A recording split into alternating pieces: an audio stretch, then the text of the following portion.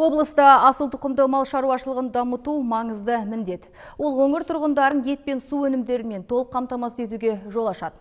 Сауынды сиырмен айналысып, күніне 3 тонна ұсталатын Қордай ауданына қарасты Қақпатас Қордай серіктестігі бүгінде тек өңірде ғана емес, елімізде кеңінен танымал. Еселі еңбектерімен көзге түсіп, шаруашылықтың шырайын кіргізіп отырған сүт фермасы жайлы тілшіміз Бақытжан Советұлы айтып береді. 2012 жылы құрылған Қақпатас Қордай серіктестігі бұрынғы қараусыз қалған ауыл фермасын иелік етіп қалған. Мұнда 7 база бар. 2014 жылдан бастап жөндеу жұмыстары жүргізіліп, барлығы қайта қалыпқа келтіріліпті. Фермаға қажетті технологиялық құралдармен қамтамасыз етілген. Мүйізді ірі қараның барлығы асыл тұқымда. Біз 17 жылы Германияға барып, через агрофинанс 200 бас буаз қонажынды алып келдік. Ол қонажындар бүгінгі күнге үлкен сиырлар болды.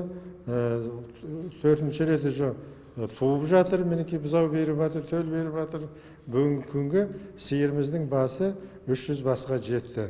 Мұндағы әр сауынды сиырдан 20 литрге дейін сүт сауылып, күніне 3 тоннаға дейін сүт алынады.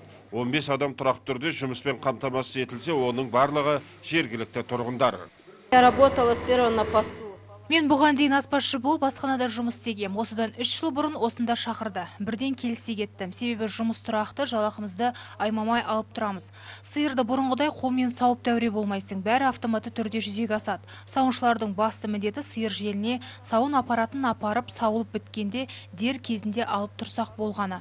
Ауылдық жерде жұмыс табу оңай емес екені белгілі. Міне осындай ірі фирмалардың жұмыс істеуі жергілікті тұрғындарға да табыс көзі болып тұр. Оған әрине біз дән ризамыз. 1000 тоннаға дейін сүт салқындатылып сақтайтын тоңазытқыштар да жұмыс істеп тұр. Серіктестік өнімдерін өткеруде еш қиналып отырған жоқ. Қазір мынау мұздағыш дейді ғой, холодильник цехта тұрмыз. Берде 4 танк бар. Ана базадан сүт осы жаққа прямой немен келіп төгіледі. Төгіледі, суытылады. И 2 күннің арасында бізден компания Foodmaster сүтімізді алып кетіп тұрады.